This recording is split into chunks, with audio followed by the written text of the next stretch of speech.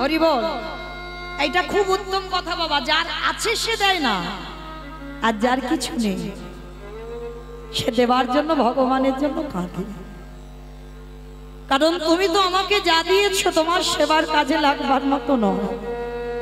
সংসার চলে না, কোনো রকমই আমার সংসারটা চালায়। তো ভোলি ছিল এমন একজন নারী বাবা, ও সংসারে কেউ ছিল না, সংসারে কেউ ছিল না, কিন্তু একটা মাত্র গোমাতা ছিল, মানে গাভী ছিল। আর মায়েরা সেই গাভীটা প্রতিদিন এক বালতি করে দুধ হতো, এক বালতি করে।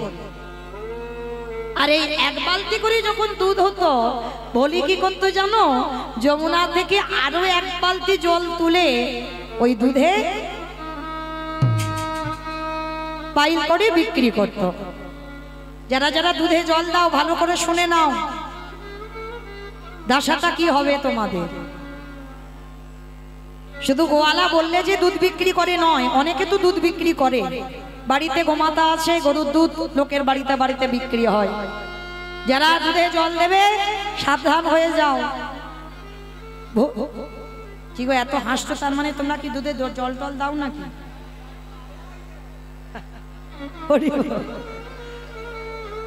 দাও দাও দাও, তবে লীলাটা শোনো কি হয়, তারপরে দাও, আমার বারণ নেই।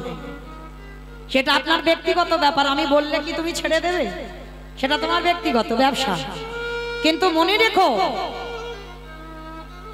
যে তোমার কাছ থেকে দুধটা কিনে নিচ্ছে সে কিন্তু ন্যায্য পয়সা দিচ্ছে, আর তুমি কি করছো, তাকে ঠকাচ্ছ। তুমি মনে করছো আমি ঘরের ভিতরে জানালা দরজা বন্ধ করে বালতি জল এনে দুধে ঢেলে দিলাম, কেউ তো দেখতে পেল না। কিন্তু বাবা যে দেখবার মালিক সে ঠিক দেখতে পাচ্ছে। হ্যাঁ, কর্মফল ভোগ করতেই হবে, কোনোদিন তোমারে ছাড়বে না।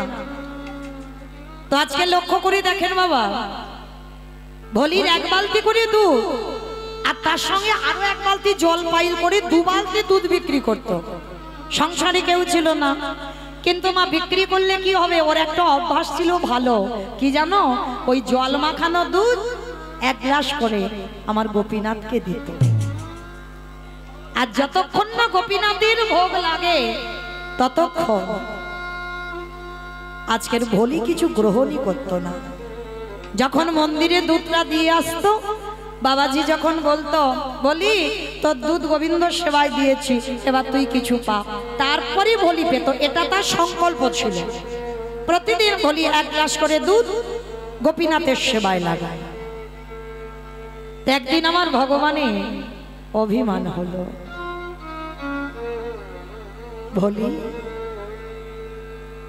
এক বালতি করে একটা গরুর দুধ দিই, তাহলে একটু আদ্র দুধ নয়, এক বালতি দুধ মানে তো সংসার চলে যাবে। কি প্রয়োজন, কি দরকার আছে ভোলি যে ওর সঙ্গে আরো এক বালতি জল পাইল করে বিক্রি করা? তুই কি পারিস না ন্যায্য দুধটা বিক্রি করতে? আমার এত ভালোবাসিস, আমার এত ভক্তি করিস, আমার সেবা না দিয়ে তুই কোনোদিন জলস্পর্শ করিস না, কিন্তু এটা তো পাপ, এটা তো অন্যায়, এটা কোনোদিন ঠিক নয়। তবে বলি আমিও দেখব তুই কি করে কতদিন এই অধর্ম কাজ করে যাস। শুরু হলো ভক্ত ভগবানের লড়াই। অমাইরা ভক্তের জয় না ভগবানের জয় গো? ভগবানের ভক্তে, কারণ ভগবান বারে বারে বলেছে আমার হতে আমার নাম বড়, নাম হতে আমার ভক্ত বড়, ভক্ত হতে ভক্তের পদধূলা আরো বড়। তা ভক্ত ভগবানের লড়াই শুরু হলো মা। প্রতিদিন ওই বলি কি করে গ্রামে গ্রামে দুধ বিক্রি করে, আর নিজের মনের আনন্দে নিজে আমার ওই ভগবানের একটা চিত্রপট ছবি আছে, ওই ছবির সামনে বসে বসে কি বলে জানো, ভুলি গৃহ সাজ সবে সতেছি তো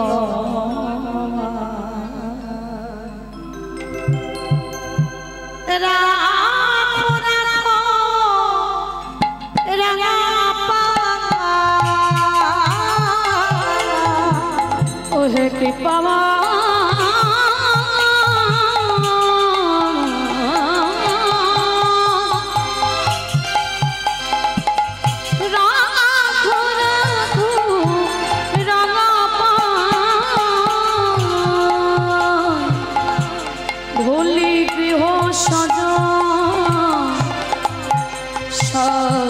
পেয়েছে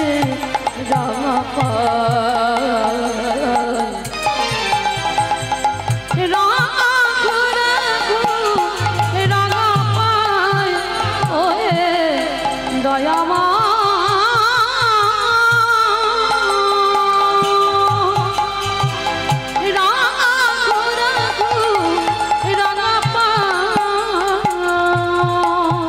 সংসারে মরুভূমি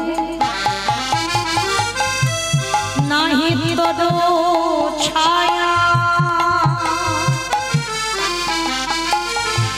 নাম নীলা দশা আনমে ভোবয়া সংসারে মরুভূমি নাহি তদো ছায়া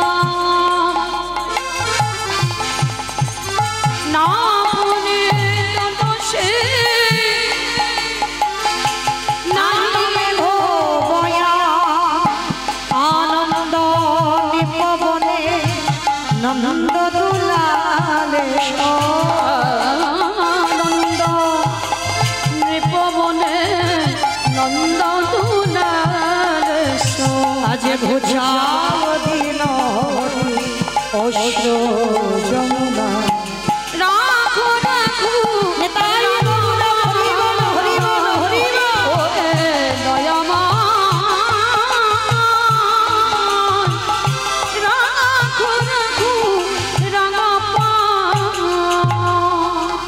ভোলি মা কি করেছে এক গ্লাস দুধ নিয়ে গোপীনাথের মন্দিরে গিয়ে ডাকছে বাবাজি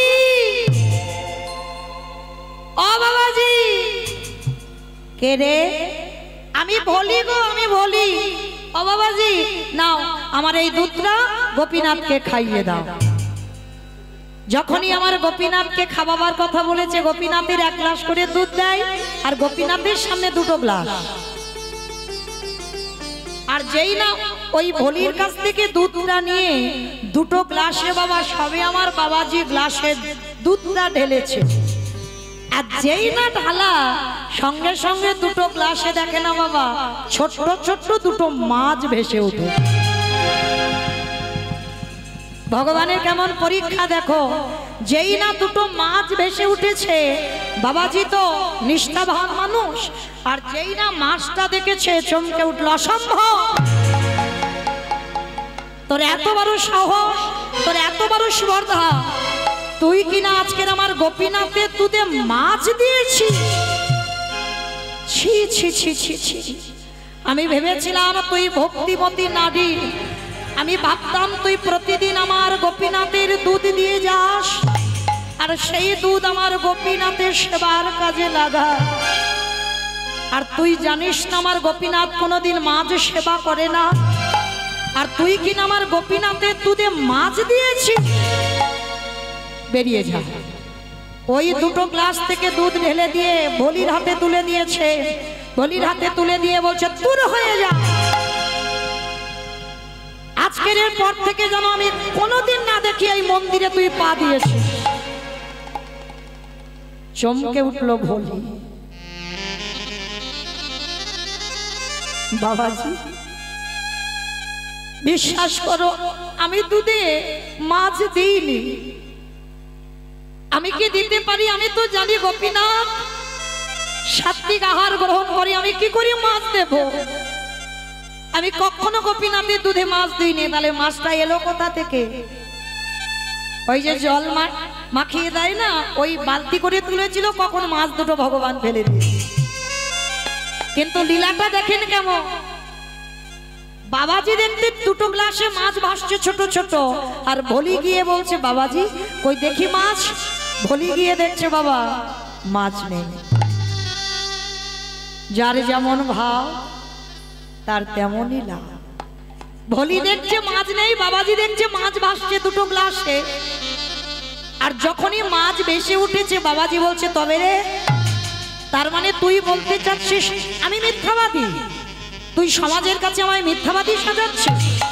ঠিক আছে, দেখাচ্ছি মজা তোকে, দাঁড়া। এইবার ওই ভোলির হাতে দুধটা দিয়ে বলছে এক্ষুনি আমার মন্দির থেকে বেরিয়ে যাবি, আর কাল সকালবেলা যেন তোর এই মুখ আমি গ্রামে দেখতে না পাই। সকাল হলেই তুই এখান থেকে তোর ওই মুখ নিয়ে চিরজনমের মতো চলে যাবি। কত কটু কথা বলছে ভোলিকে। ভোলু ওই দুধের গ্লাসটা হাতে নিয়ে বলছে গোপীনা, গোপীনা, কেউ জানুক না জানুক তুই তো জানিস আমি তোর দুধে কোনোদিন মাছ মাখাইনি। কিন্তু বাবাজি বলছে মাছ। তবে আজকের আমি প্রতিজ্ঞা করলাম গোপীনা, এই দুধ নিয়ে আমি আমার ঘরে চলে যাচ্ছি।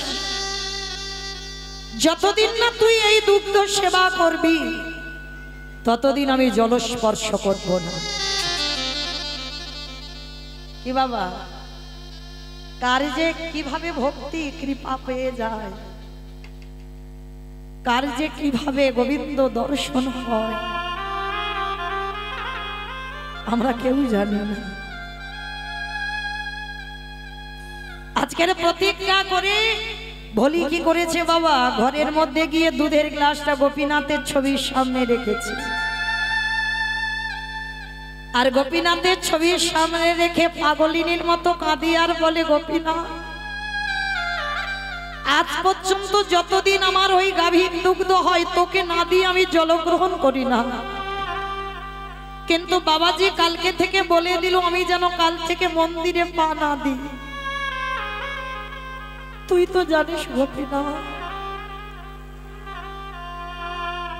তোকে দর্শন না পেলে, তোকে খেতে না দিলে আমি যে প্রাণে বাঁচব না। এত বড় প্রতিজ্ঞা করেছিল, ওই দুধ গোপীনাথকে খেতে হবে তবে ও জল গ্রহণ করবে। বসে বসে কাঁদছে, হঠাৎ দেখলো চোখের সামনে বাবা যে গাভীটার এক বালতি করে দুধ হতো, সেই গাভীটা চোখের সামনে ছটফট করতে করতে মারা যাচ্ছে। ভোলি ছুটে গেল গাভীটার কাছে। গাভীটার কাছে গিয়ে কত আদর কত যত্ন করলো, ডাক্তার বৈদ্য ডেকে আনলো, কিন্তু কোনো মতে এই গাভীটাকে বাঁচাতে পারলো না। চোখের সামনে বাবা ছটফট করতে করতে গাভীটা মারা গেল। ভোলি কাঁদে আর বলে গোপীনাথ, মায়েরা একটা কথা মনে রেখো, যারা লক্ষ্মী কালী দুর্গা সরস্বতী মনসা শীতলা ভক্ত তাদের ঠিক আছে, ভালো আছে, অসুবিধা নাই। কিন্তু যারা কৃষ্ণ ভক্ত হয়েছে,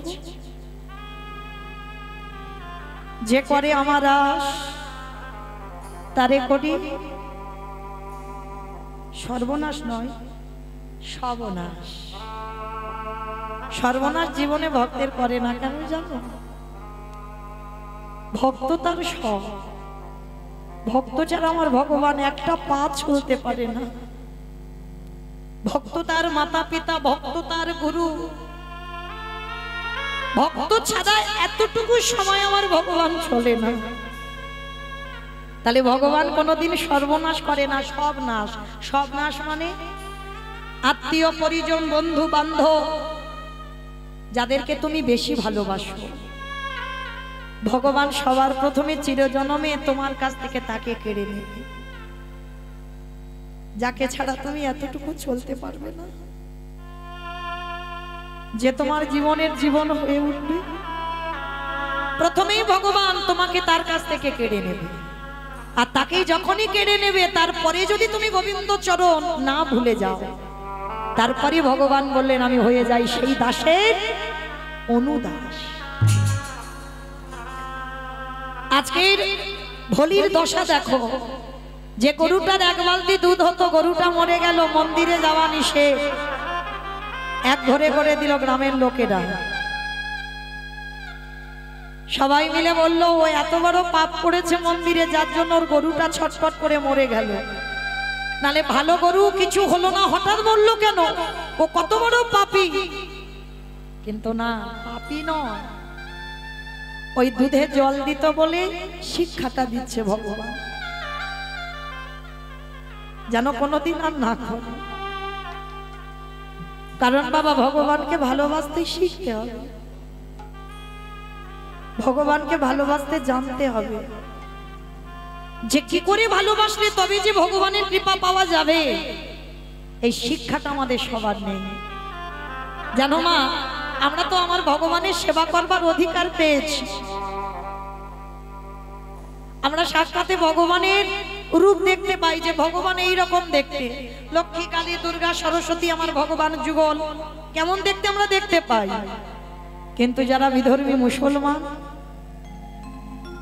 ওদের কিন্তু কোনো দেবতার কোনো আকার নেই, নিরাকারে সেবা করে। কিন্তু শুধু আমরা যে হিন্দু জাতি হই আমাদের ভগবানকে ভালোবাসি তা নয় বাবা, বিধর্মী মুসলমান তারাও ভালোবেসেছিল। আপনারা যারা বৃন্দাবন গেছেন, বৃন্দাবনে একটা মন্দির আছে বাবা, শাহাজির মন্দির, গেছেন কিনা জানি না।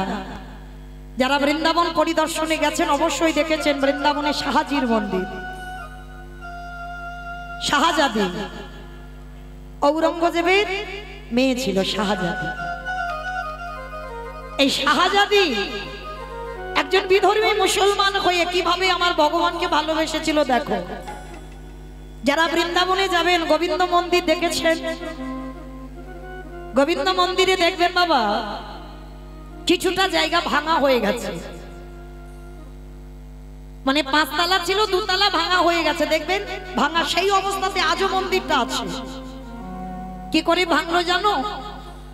তখনকার দিনে বিধর্মী সমাজ মুসলমান হিন্দুদের যত যত বৃন্দাবনে দেবতাদের মন্দির ছিল সব ভেঙে দিতে চেয়েছিল। যত যত হিন্দুদের দেবতা ছিল বাবা সব লরিতে করে বোঝাই করে ঔরঙ্গজেব নিয়ে গিয়েছিল বাবা তার ঘরে। আর কোন কোন মূর্তি ভেঙে দিয়েছিল, আর কোন কোন মন্দিরও ভেঙে দিয়েছিল।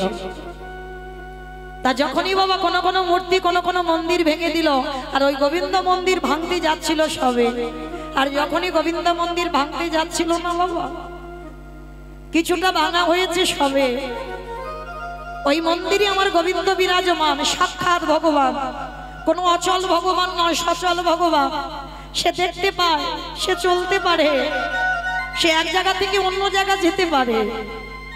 তোমার ভাবনার উপরে নির্ভর হবে, তোমার ভজনের উপরে সে তোমাকে দর্শন দেবে। তো এই গোবিন্দজি কি করেছিল বাবা, যখন মুসলমানেরা এসে মন্দিরটা ভাঙছিল, হঠাৎ করে বাবা ভাঙতে ভাঙতে কোথা থেকে যেন একটা কালো, মানে এত কালো ভীমরুল, এত কালো ভীমরুল এসেছে বাবা, কেউ আর ভাঙতে পারলো না। কিছুটা ভেঙে সবাইকে যখন ওই ভীমরুল কামড়াতে গেছে, তারা প্রাণ ভয়ে প্রাণে বাঁচবে বলে ওই মন্দির থেকে সবাই বেরিয়ে গেল, কেউ আর ভাঙতে পারলো না। আর ভাঙতে যখন পারলো না, ওই মন্দিরের দেবতাকে নিয়ে বৃন্দাবনে যত যত মন্দিরের দেবতা ছিল সব লরিতে করে ভর্তি করে নিয়ে চলে যাচ্ছে। আর ওই মন্দিরের পূজারী ওই মন্দিরের গোবিন্দকে নিয়ে মাঠের মাঝখানে গিয়ে বাবা গর্ত করেছে। আর মাঠের মাঝখানে গর্ত করে মানে আমার গোবিন্দকে মাটিতে পুঁতে রেখে দেবে, তাহলে তো আর খুঁজে পাবে না। আর যখন খাবার সময় হবে মাটি থেকে তুলে নিয়ে ওকে খাইয়ে চলে যাবে। পূজারী কি করেছে, রাতের অন্ধকারে আমার গোপীনাথকে গোবিন্দকে কোলে করে দিয়ে মাঠের মাঝখানে গেছে। মাঠের মাঝখানে গিয়ে বাবা গোল করে গর্ত করেছে, এক মানুষ গর্ত, মানে মূর্তিটা যত বড় ছিল অত বড় গর্ত করে ওর ভিতরে পুঁতে রেখে দেবে। পূজারী গিয়ে কি করেছে, যেই না গর্ত খুলে আমার ওই বিগ্রহকে মাটিতে রাখছে, সে যত গর্ত করে বাবা এক হাত করে মূর্তিটা বড় হয়ে যাচ্ছে। আবার একটু গর্ত করি, নিশ্চয়ই এবার তো হবে, আবার গর্ত করে, আবার মূর্তিটা একটু করে বড় হয়ে যায়। কিছুতে মাটির নিচে আর প্রবেশ করাতে পারছে না, মাটি চাপা দিতে পারছে না, বারবার মাটি ফুঁড়ে বেরিয়ে যাচ্ছে। পূজারী সারা রাত ধরে বাবা মাটির তলায় গোপীনাথকে পুঁতে দিতে পারলো না। শেষে পূজারী বিরক্ত হয়ে রেগে গিয়ে বলছে, থাক তুই এখানে, তোর যখন এতই ইচ্ছা মুসলমানদের হাতে তুই সেবা পাবি, তুই যখন মুসলমানদের হাতে ধরা পড়বি, থাক। আমি ভেবেছিলাম তোকে আমি মাটিতে এখানে রেখে চলে যাব, কারণ ওরা মুসলমান এত ক্ষিপ্ত, ওরা আমার বাড়িতে নিয়ে গেলে আমার বাড়ি থেকে নিয়ে আসবে। তুই যখন মাটির তলায় যাবি না, থাক এখানে পড়ে। সকাল হয়ে গেছে আর পূজারীকে দেখতে পেলে ওকেও তো খুন করে দেবে। পূজারী মাঠের মাঝখানে গোপীনাথকে রেখে চলে গেল। আর যখনই চলে গেল, সকালবেলা মুসলমানের দল এসে খুঁজছে, গোপীনাথকে পাচ্ছে না। ওই মন্দিরের বিগ্রহকে, গোবিন্দ মূর্তিকে পাচ্ছে না। সবাই চারিদিকে খোঁজাখুঁজি বাঁধিয়ে দিয়েছে, আর খুঁজতে খুঁজতে বাবা দেখে না মাঠের মাঝখানে কালো রঙে একটা ছোট্ট ছেলে দাঁড়িয়ে আছে। ওই মুসলমানেরা কি করেছে, হাত ধরে লরিতে করে তুলেছে।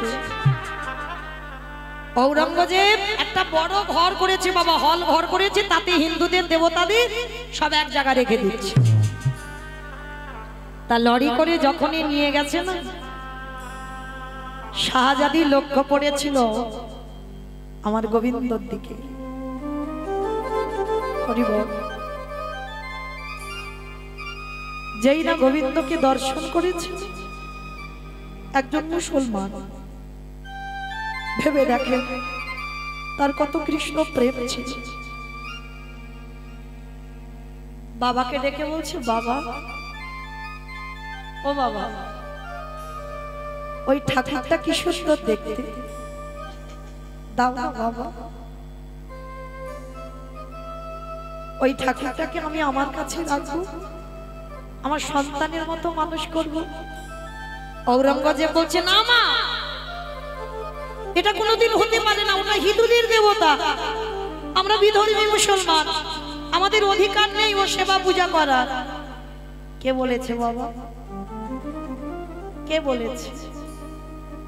আমি মুসলমান বলে আমি ওকে ভালোবাসতে পারবো না? আমি মুসলমান বলে আমার কাছে রাখতে পারবো না? কে বলেছে তোমার? দাও না বাবা, তুমি তো সেই তো এই ঠাকুরগুলোকে নিয়ে তুমি তো একটা ঘরে বন্দি করে রেখে দেবে। ও বাবা, ওই মূর্তিটাকে তুমি আমার কাছে দাও, বলো না বাবা। শাহজাদি এত বায়না করেছে, বাবা ঠিক আছে, তুই যখন এত ভালোবেসেছিস তা নে, তোর কাছেই রাখ।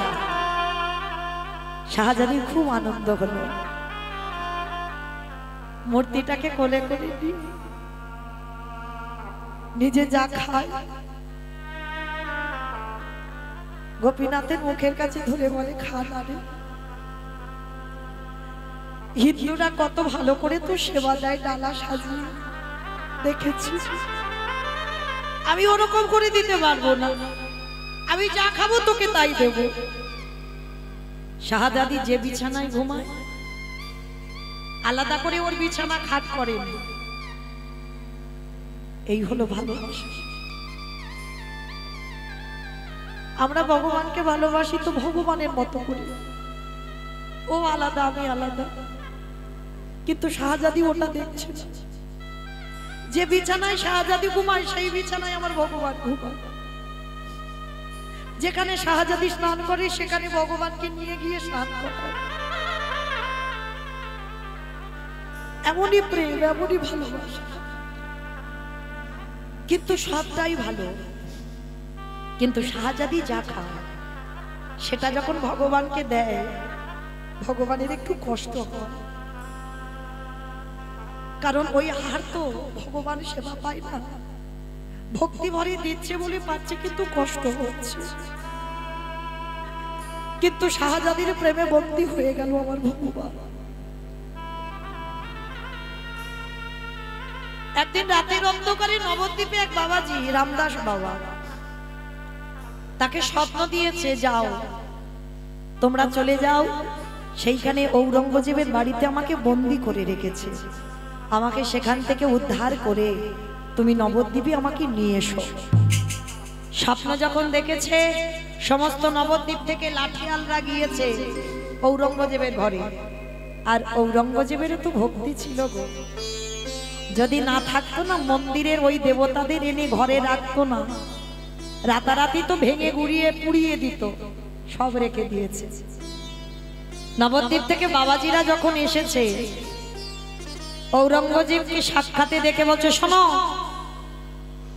আমাদের বৃন্দাবন থেকে একটা মূর্তি এনেছো, আমাকে স্বপ্ন দিয়েছে, তাকে ফিরিয়ে নিয়ে যেতে এসেছি নবদ্বীপ, দাও মূর্তিটাকে আমার কাছে ফিরিয়ে দাও। তা ঔরঙ্গজেব বলছে, দেখেন আপনারা এসেছেন একটু সেবা টেবা করেন, তারপরে এরা তো মুসলমান, সঙ্গে সঙ্গে বাবা সব নতুন বাসন এনে দিয়েছে, তারা নিজেরা রন্ধন করে আলাদা একটা ঘরে তারা রন্ধন করে প্রসাদ পেয়েছে, বিশ্রামও করেছে। এইবার বলছে ঔরঙ্গজেব বলছে, যাও তোমাদের সমস্ত দেবতা আমার একটা ঘরে আছে, তা কোনটার খুঁজে এসেছো আমি জানি না, তো তা যার খুঁজে এসেছো তাকে নিয়ে তোমরা যাও।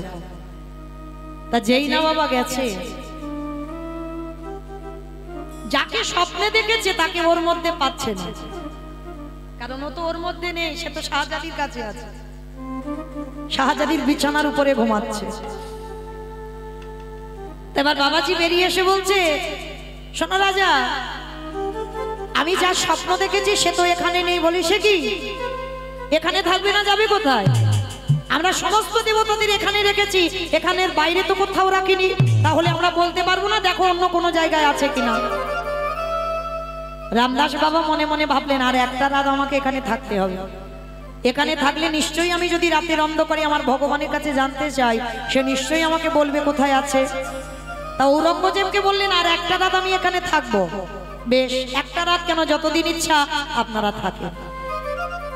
তা রামদাস বাবা রয়ে গেল, আর যখনই রামদাস বাবা রয়ে গেল, হঠাৎ বাবা রাতের অন্ধকারে আমার গোপীনাথ স্বপ্ন দিচ্ছে, পূজারি আমি তো ওই ঘরের মধ্যে নেই গো, আমি আছি শাহজাদির বিছানায়, ওই শাহজাদি আমায় বাৎসল্য প্রেমে বন্দী করেছে, কিন্তু আমি যে বড় কষ্টে আছি,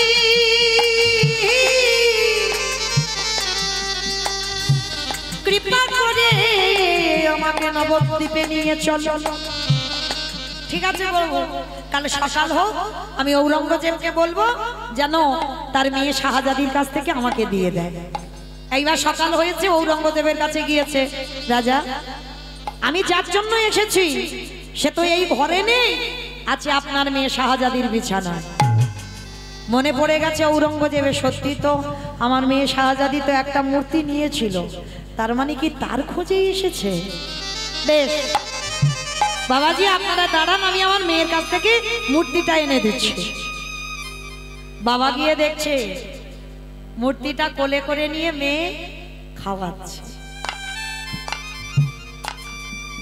বাবা গিয়ে বলছে, মা ওমা শাহজাদি একটা কাজ কর, ওমা তুই যাকে সেবা করিস, নবদ্বীপ থেকে বাবাজিরা কালকে থেকে এসেছে, ওর খুঁজে বেড়াচ্ছে, স্বপ্ন দিয়েছে ভগবান ওকে নিয়ে চলে যাবে, দে মা ওই মূর্তিটা আমার হাতে দিয়ে দে, আমি হিন্দুদের দেবো তাই হিন্দুদের দিয়ে দে, আমরা তো মুসলমান, আমরা ওর সেবা করবার আমাদের অধিকার নেই। না না বাবা ও কথা বলো না, ওকে ছাড়া যাবি থাকতে পারবো না। শাহজাদি তুই কেন বুঝতে চাইছিস না, ওটা হিন্দুদের দেবতা, আমরা বিধর্মী মুসলমান, আমাদের কোনো অধিকার নেই ওই মূর্তি সেবা করবার। কে বলেছে বাবা? তুমি বারবার একটা কথা বলে যাচ্ছ, ও যদি সেবা না পাবে তাহলে এতদিন আমার কাছে ছিল কি করে? আমি ওকে স্নান করিয়েছি, আমি ওকে খাইয়েছি, আমার বিছানায় ওকে ঘুম পাড়িয়েছি, আর ও যদি চলে যায় আমি যে বাঁচবো না বাবা। ঔরঙ্গজেব দিশেহারা হয়ে গেল, এটা কি হয়ে গেল আমার মেয়ে? মাথায় হাত বুলিয়ে বলছে, মা আমি তোর বাবা, আমার কথাটা শোন মা, এটা হিন্দুদের ঠাকুর, আমরা পূজা করতে পারি না। বেশ বাবা, তুমি যখন বলছো এটা হিন্দুদের ঠাকুর, আমার পূজা করার অধিকার নেই, আমি দিয়ে দেব। চলো ওই বাবাজির কাছে আমি যাব একবার। গোপীনাথকে কোলে করে নিয়েছি। গোপীনাথকে কোলে করে নিয়ে রামদাস বাবাজির সামনে শাহজাদি গোপীনাথকে বুকে করে জড়িয়ে ধরে আছে, ছাড়তে চাইছে না। বাবাজি বলে বলেন, দে মা, ওই মূর্তিটা আমাদের দিয়ে দে। দাঁড়াও, মূর্তি দেব, তার আগে আমার একটা কথা আছে। এতদিন তোমাদের হিন্দুদের দেবতা আমি ভালোবেসেছি। আমার ভালোবাসা যদি সঠিক হয়, আমার প্রেম যদি সত্যি হয়, ওকে আমি রাস্তার মাঝখানে বসিয়ে দেব। ও অচল নয়, আমি জানি ও সচল, ও চলতে পারে। বাবাজি তুমি থাকবে একদিকে, আমি থাকবো একদিকে, তুমিও ডাকবে আমিও ডাকবো, আর মাঝখানে ওই পাথরের মূর্তি বসিয়ে দেব। ওই হেঁটে যার কোলে উঠবে ও তার হয়ে যাবে। ভালো করে ভেবে দেখেন বাবা, কত বিশ্বাস। কেউ বলতে পারবে না ভগবানের উপরই আমল। শাহজাদি মাঝখানে বসিয়ে দিয়েছে আমার গোবিন্দকে। রামদাস বাবাজি কিন্তু স্বপ্ন দিয়েছে, একটা অহংকারী ভাব থাকবে বাবা ভিতরে। ভগবানের স্বপ্ন পেয়ে তো এসেছে। রামদাস বাবাজি একদিকে ডাক দিয়েছে, দয়াময় আমি আসতে চাইনি, তুমি এনেছো আমাকে। এটাই তো অহংকার বাবা, আমি আসতে চাইনি, তুমি এনেছো আমাকে। আর ভগবান সব সহ্য করে। এই পৃথিবীতে যে আমার আমার করে, ভক্তির অহংকার আর ভক্তির চোখের জল দুটো সইতে পারে না। বাবাজি পিছনে ভগবানকে ডাকছে, আমি আসিনি, তুই এনেছিস আমায়। তাহলে তুই যখন এনেছিস, নেই আমার কোলে ওঠ, আমি তোকে নিয়ে বৃন্দাবন থেকে আমি চলে যাব নবদ্বীপ। যেই না বাবাজি আমার হাত বাড়িয়ে দাঁড়িয়ে আছে, চারিদিকে বাবা লোক চারিদিকে ঘিরে দাঁড়িয়ে আছে, দেখবো হিন্দুদের ঠাকুর আজকের কাল কোলে ওঠে। এই যে একটা রহস্য বাবা, সবাই এসে দাঁড়িয়ে আছে, কার কোলে উঠবে। বাবাজি হাত বাড়িয়ে দাঁড়িয়ে আছে, বিগ্রহ একটু নড়চড় হচ্ছে না, সবাই দেখছে। শাহজাদি পিছন থেকে বলে বলেন, দাঁড়াও বাবাজি, তুমি আমার এই ছেলেটাকে মনে মন্ত্রী ডাকো, তুমি অনেক জ্ঞানী। আমি ওকে কোনোদিন কোনো মন্ত্রী ডাকিনি, আমি ভালো খেতেও দিই, আমি যা খেয়েছি ওকে তাই দিয়েছি, ওকে আলাদা করে আমি কিছু দিই। ওর আলাদা কোনো সিংহাসন নেই, আলাদা কোনো বালিশ কাঁথা মশারি কিছু নেই, ও আমার কাছে থাকে। আমার প্রেম যদি সঠিক হয়, ভালোবাসা যদি ঠিক হয়, এবার আমি ডাকবো। এই এবার শাহজাদি সে তো জানে আমার কোলে উঠবে না, কারণ আমি মুসলমান, আমার কোলে উঠতে পারে না, সেই ভাবনা নিয়ে ডেকেছে ও আসবে না আমার কোলে। নয়নের জলে যেই না শাহজাদি মা আমার আঁচলটা পেতে ডেকেছে, পোকারে ওরে আগে মা,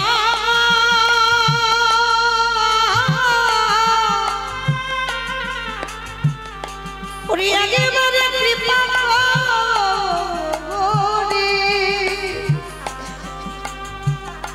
একেবার আমার কোলে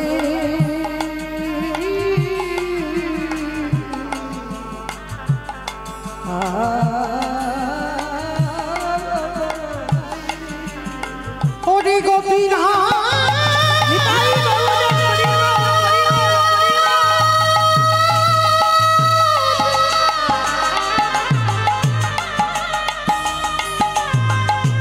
একেবারে কৃপা করে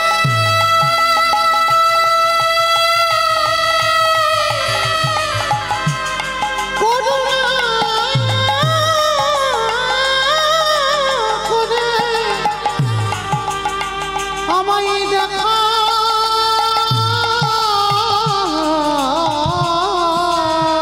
জয় গৌর হরি ওরে গোপীনাথ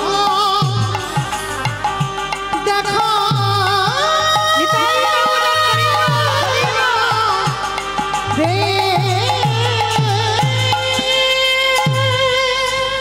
আমি ভক্ত বড়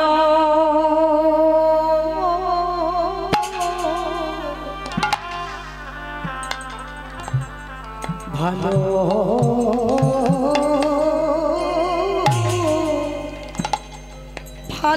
ভালোবাসি তাই তো যুগে যুগে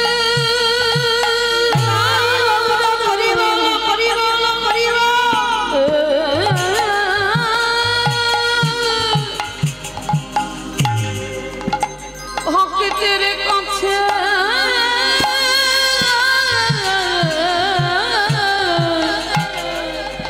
আসি আমি যে ভক্ত বড়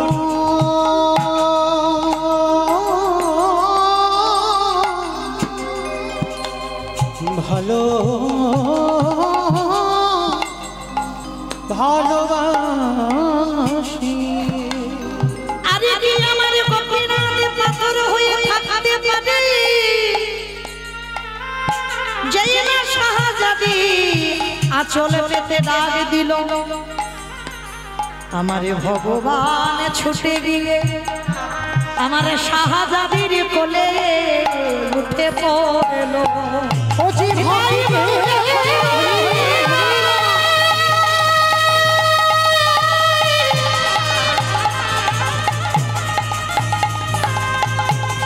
ও যে ভক্ত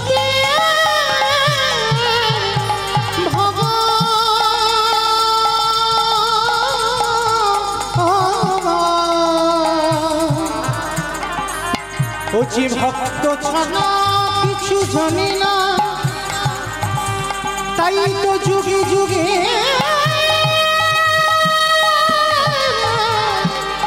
ভক্তির কাছে আসে। সবাই দেখলো ভগবান হিন্দুদের ঠাকুর শাহজাদির কোলের উপরে উঠে পড়েছে সবাই মিলে দর্শন করে বাবাজি ক্রোধান্বিত হয়ে গেল এত অপমান সবার সামনে তুই আমাকে বললি আমাকে নিয়ে যা আর সবার সামনে আমার অপমান সারা রাত বাবাজি কাঁদছে অপমান করলি কেন অপমান করবি বলে আমাকে এনেছিস তাহলে ডাকবার কি প্রয়োজন ছিল আমি আসতাম না নবদ্বীপ থেকে সঙ্গে সঙ্গে ভগবান দৈববাণী করছে বাবাজি যেভাবে মুসলমান সমাজ চারিদিকে ঘিরে ছিল আমি যদি তোমার কোলে উঠে চলে আসতাম ওইখানে সবাই খেপে গিয়ে শাহজাদি তো মরে যেত আমি যদি তোমার কোলে উঠতাম শাহজাদি ওখানেই প্রাণ ত্যাগ করত আর যদি শাহজাদি মরে যেত সবাই খেপে গিয়ে তোমাদের ওখানেই মেরে দিত যার জন্য আমি শাহজাদির কোলে উঠেছি তা বাবাজি যখন সকালবেলা গিয়ে ঘটনাটা বলল শাহজাদি বলল বেশ আমি একটা সিদ্ধান্ত দিই 24টা ঘন্টার মধ্যে 12 ঘন্টা তুমি সেবা করবে আর 12 ঘন্টা আমি সেবা করব 12 ঘন্টা আমি তোমাকে দেব আর 12 ঘন্টা ও ছেলে আমার কাছে থাকবে ঔরঙ্গজেব মন্দির করে দিল সেটা এখন বৃন্দাবনে শাহজির মন্দির সেইখানে ওই রামদাস বাবা 12 ঘন্টা সেবা করত আর 12 ঘন্টা আমার শাহজাদি সেবা করত কিন্তু ওই 12 ঘন্টা যে বিরহ 12 ঘন্টা যে ছেড়ে থাকবে সেইটা শাহজাদি সহ্য করতে পারত না 12 ঘন্টাই কাঁদতো। কখন রামদাসের 12 ঘন্টা হবে তারপরে আমার ভগবানের কাছে যেতে পারবো। একদিন আমার ভগবানের কাছে গিয়ে মূর্তিটা বুকে জড়িয়ে ধরে কাঁদছি, আমি পারি না তোকে 12 ঘন্টা ছেড়ে থাকতে।